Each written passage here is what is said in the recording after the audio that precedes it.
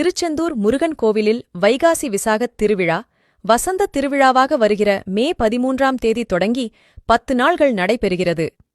திருவிழா நாள்களில் தினமும் பகலில் சுவாமி ஜெயந்திநாதர் தங்கச்சப்பரத்தில் திருக்கோயில் வசந்த மண்டபத்தில் எழுந்தருள்கிறார்.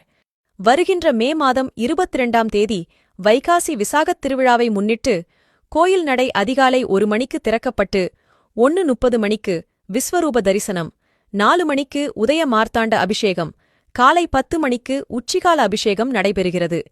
அதனைத் தொடர்ந்து வசந்த மண்டபத்தை சுவாமி 11 முறை வலம் வரும் வைபவமும், விழாவின் முக்கிய நிகழ்வான முனிகுமாரர்களுக்கு சாப விமோசனம் அளிக்கும் வைபவமும் நடைபெறுகிறது.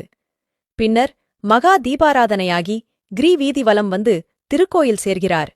திருவிழாவை முன்னிட்டு பக்தர்கள் வசதிக்காக வருகின்ற 21ஆம் தேதி செவ்வாய்க்கிழமை திருக்கோயில் நடை அதிகாலை 3 மணிக்கு திறக்கப்பட்டு 3:30 மணிக்கு விஸ்வரூப தரிசனம், 5 மணிக்கு உதயமார்த்தாண்ட அபிஷேகம், அதைத் தொடர்ந்து மற்ற கால பூஜைகள் நடைபெறும்.